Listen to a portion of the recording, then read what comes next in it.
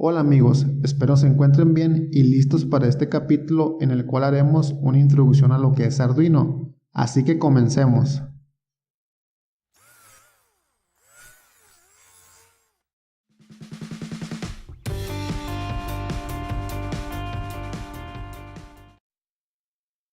Arduino es una plataforma electrónica de código abierto basada en hardware y software libre, la cual fue diseñada para hacer más fácil, flexible y rápida la creación de proyectos que van desde objetos cotidianos hasta instrumentos científicos complejos.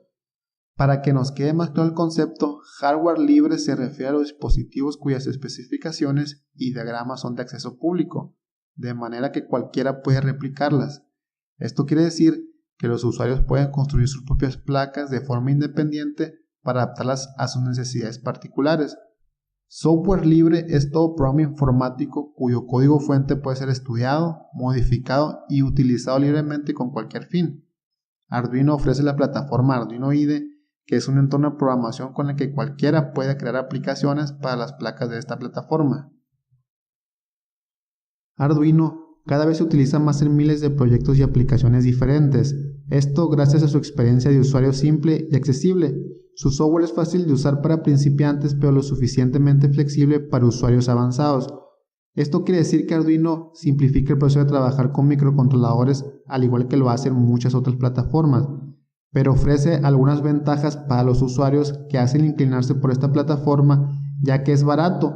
Las placas Arduino son relativamente económicas en comparación con otras plataformas de microcontroladores. Es multiplataforma, es decir, el software Arduino IDE se ejecuta en los sistemas operativos Windows, Mac y Linux, y la mayoría de los sistemas de microcontroladores están limitados a Windows. Es un entorno de programación simple y claro, es de hardware y de software de código abierto. Esto por nombrar algunas de las ventajas principales que tiene esta plataforma sobre las demás. Ok, ahora que ya sabemos qué es Arduino, conozcamos su hardware, ya que es la forma de comunicarnos con el mundo físico, y así crear las diferentes aplicaciones, ya sea en la robótica, en la automatización o monitoreo de procesos, entre otras. Las placas de Arduino se basan en un microcontrolador Atmel. Los microcontroladores son circuitos integrados en los que se pueden grabar instrucciones, las cuales se escriben con un lenguaje de programación utilizando un entorno de desarrollo. Las placas de Arduino y en general los microcontroladores poseen una interfaz de entrada, que es una conexión en la que podemos conectar diferentes tipos de señales electrónicas. La información de estas conexiones llega al microcontrolador, el cual se encarga de procesar e interpretar los datos. También cuenta con una interfaz de salida, que es la que se encarga de llevar la información que se ha procesado en el Arduino hacia otras conexiones.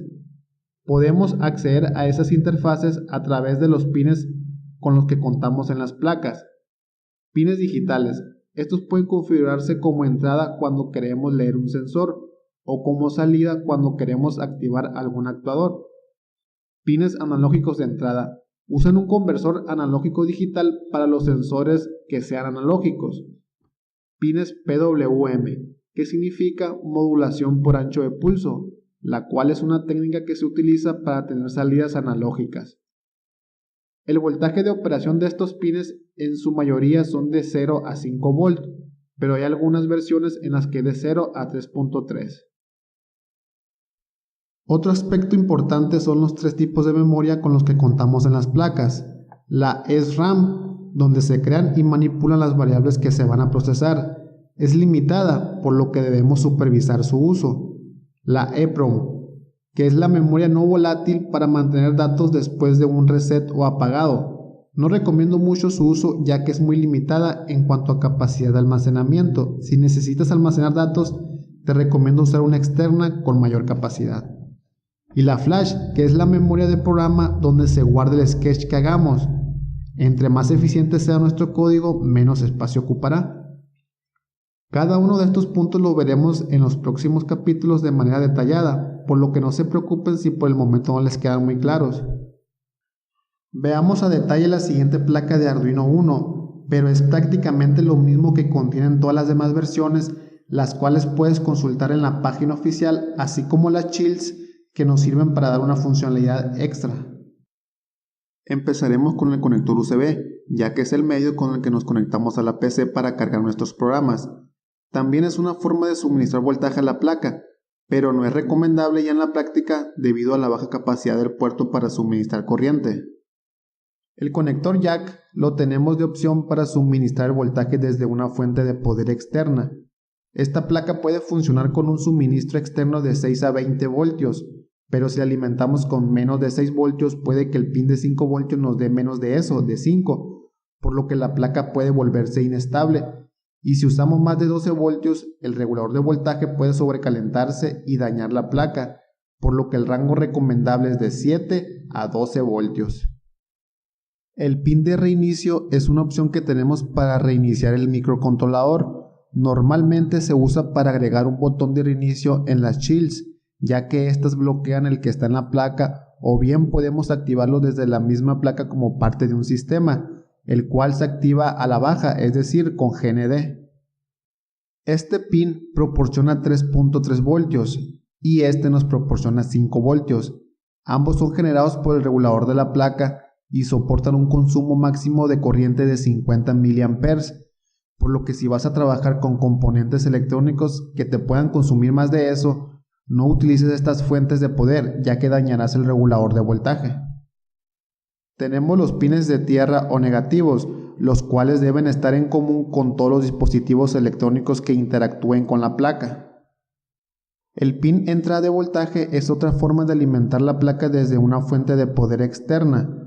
Como ya lo comentamos, soporta desde 6 a 20 voltios, pero se recomienda que sea de 7 a 12. Tenemos 6 entradas analógicas del pin A0 a la 5, las cuales proporcionan 10 bits de resolución, es decir, 1024 valores diferentes, miden desde 0 hasta 5 voltios. Este es el microcontrolador Atmega 328 y es el que se encarga de procesar los datos de entrada y salida de la placa mediante instrucciones que nosotros le indicamos desde el entorno de desarrollo Arduino. Los pines 0 y 1 se utilizan para recibir y transmitir datos mediante el protocolo de comunicación serial. Estos pines están conectados directamente al microcontrolador y son los que se utilizan para comunicarnos con nuestra PC, por lo que no deben usarse como entradas o salidas digitales. Los pines digitales desde el 2 al 13 son las opciones que tenemos para configurar las entradas o salidas que vayamos a utilizar, así como el protocolos de comunicación serial y SPI, interrupciones, PWM, entre otras funciones especiales que más adelante veremos. Tenemos otro pin para la tierra común. El pin de referencia analógica nos sirve para cambiar el rango mayor de tensión para las entradas analógicas, es decir, si nuestro sensor es de 0 a 3 voltios, podemos suministrar por este pin esa referencia. Estos pines SDA SCL son los que utilizamos para comunicarnos con otros dispositivos mediante el protocolo I²C. Por último tenemos este push button que nos sirve para reiniciar la placa. Ok amigos, me da mucho gusto haber podido compartirles este capítulo. Espero les haya gustado. Suscríbanse para que sigan este curso que está hecho para todos ustedes. Hasta la próxima.